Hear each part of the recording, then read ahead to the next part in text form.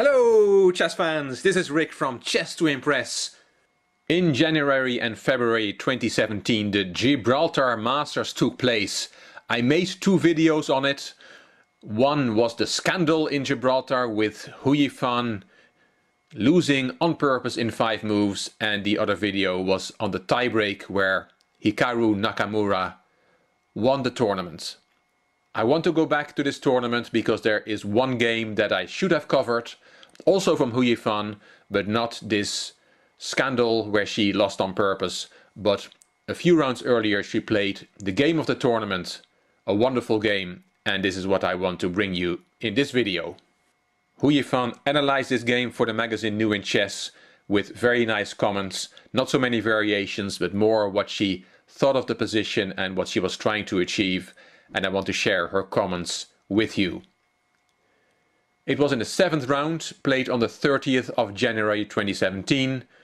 The white player was Borya Ider, a French international master, with a rating of 24.63.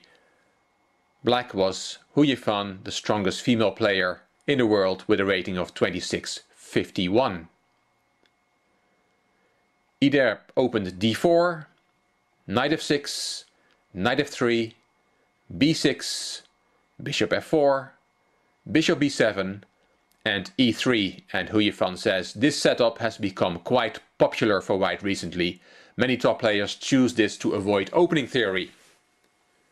g6 from black, and Hou Yifan says here the regular structure is e6 with the idea of bishop e7, c5 and so on. h3, bishop g7, bishop e2, d6, c4, knight bd7, knight c3, both players castled, and e6. Hou Yifan says an unusual move, the most natural choice is knight e4. Queen c2, knight h5, bishop h2, and here Hou Yifan played f5, as she said, to prevent white from building a superb center with e4, d4 and c4. And here moves like b4, knight d2 and rook fd1 have all been played here before, but Ider decides on d5.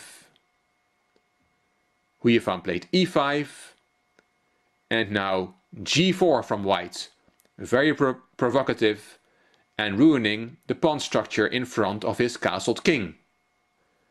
F takes g4, h takes g4, knight hf6 and knight g5 with Hou Yifan's comment, clearly this was what my opponent had been hoping for, since the knight jump to e6 seems unavoidable.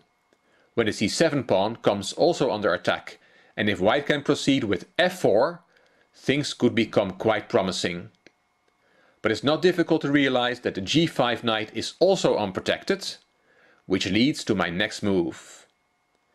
And here Hou Yifan corked out the wonderful, exciting move, knight takes d5, and she gave it an exclamation mark in her annotations for the magazine New in Chess, and she said the exclamation mark is for courage, not accuracy.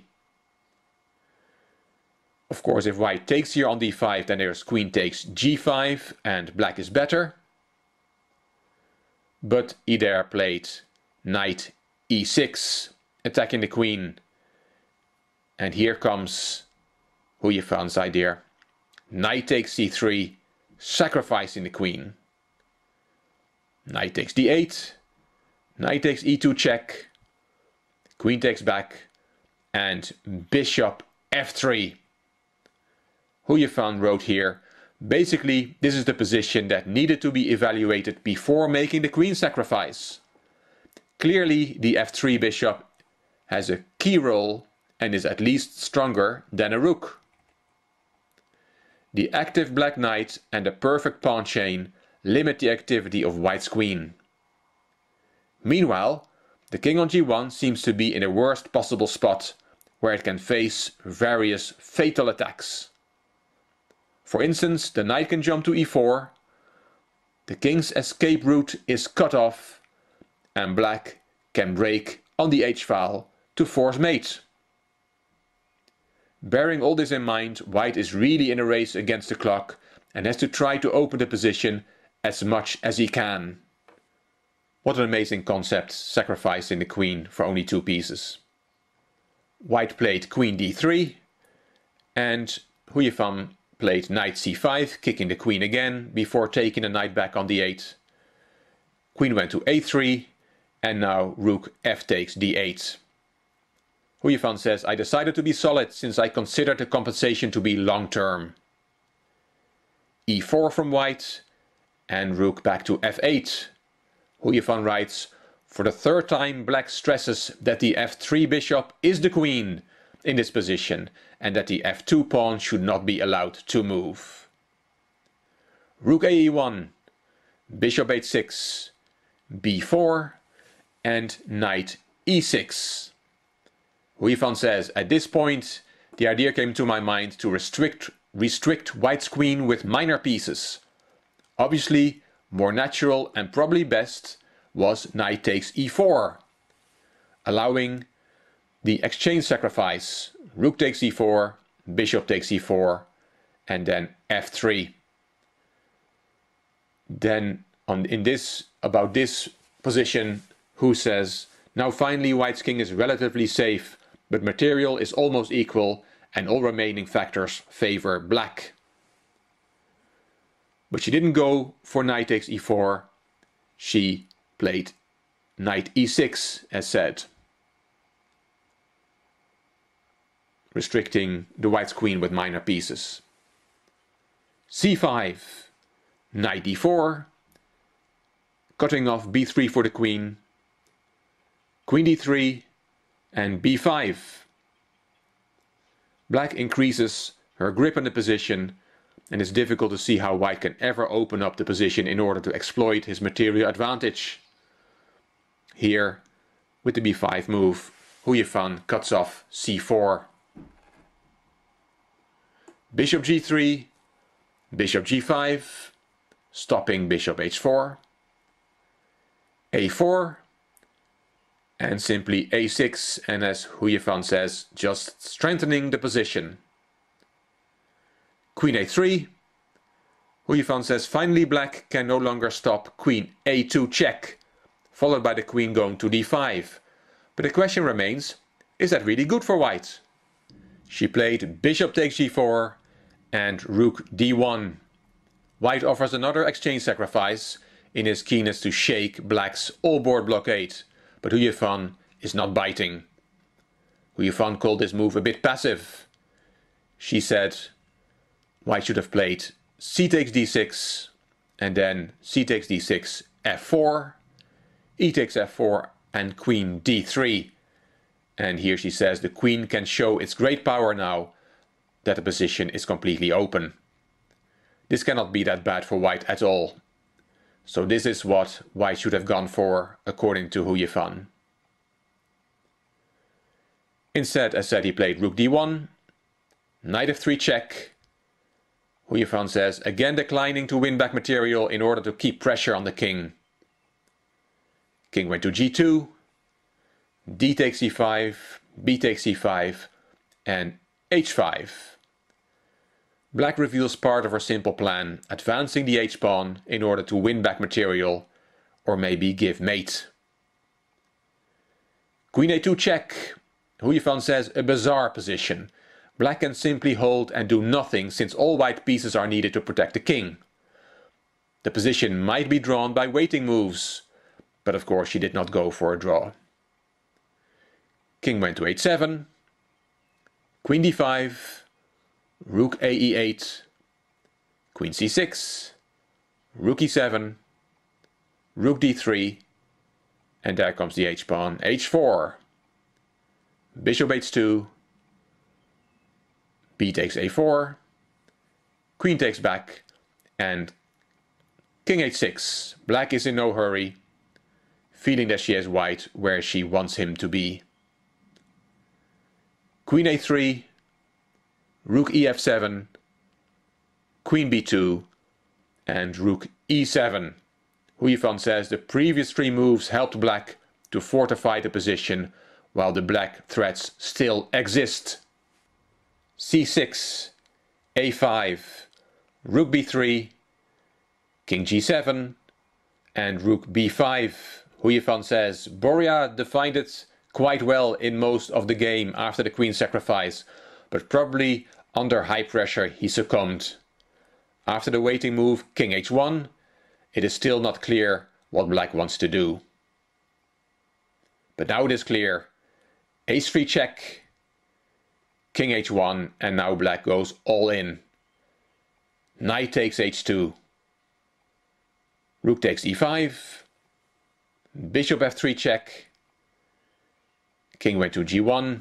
If you take on h2, then there's a checkmate. Bishop f4 check. King takes h3. And rook takes e5. And there's a checkmate on h5. So king went to g1. And now knight takes f1. Beautiful move. Another beautiful move from Hou Yifan. I'll quote a commentary from the ChessBase website. It says, "A position to savor. Black has nerves of steel, simply allowing white what looks like a devastating double check, winning a rook and setting up a queen check on g7. But Hou Yifan has calculated it all through to a remarkable conclusion in which black's greatly depleted forces triumph over white's larger but strangely impotent heavy pieces." Hou Yifan writes here, "There's no good way for white to keep giving checks as his king is surrounded by black pieces." Yes, the king is surrounded by black pieces, but how many players would get very nervous here from the rook and queen from white infiltrating against black's king? But Hou Yifan had just calmly calculated all variations, trusted her calculations and saw that she was easily winning here. Let's see what happens. Rook takes e7 check, king h6. Hou Yifan played her moves very quickly here. She had seen everything. There comes the queen. Queen g7 check. King h5. Queen h7 check. And I have a little picture here for you. This is the position after queen h7 check. And Hou Yifan is just getting herself ready to make her next move, king to g4. So king g4. And rook e8 was played. After king takes f1 instead, the move that finishes white off is rook b8, when white can do nothing about the threat to his back rank. So he played rook e8, rook takes, and queen d7 check. That was the idea behind rook e8, to make this move possible. But simply king h4, Hou Yifan had also seen this one. And if you now play queen h7 check, then there is bishop h5, king takes f1, and then rook b8, and black wins. Instead, white took on f1, then there was rook d8, and after one last spy check, queen h7 check, Hou Yifan played the king to g4, and Borya, Ider, resigned. There are no more checks, and there's nothing to do against the rook coming down to d1 with checkmate. What a wonderful game. Queen sacrifice, and what especially impresses me is how calmly Hou Yifan had calculated all those variations after the queen and rook from white infiltrated in her position. She had seen everything and walked out of the checks and then spun this nice mating net.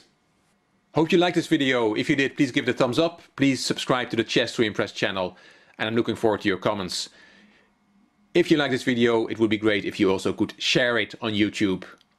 You also may want to check out my Chess to Progress channel. The link is in the description box. This is Rick from Chess to Impress. Thank you very much for watching.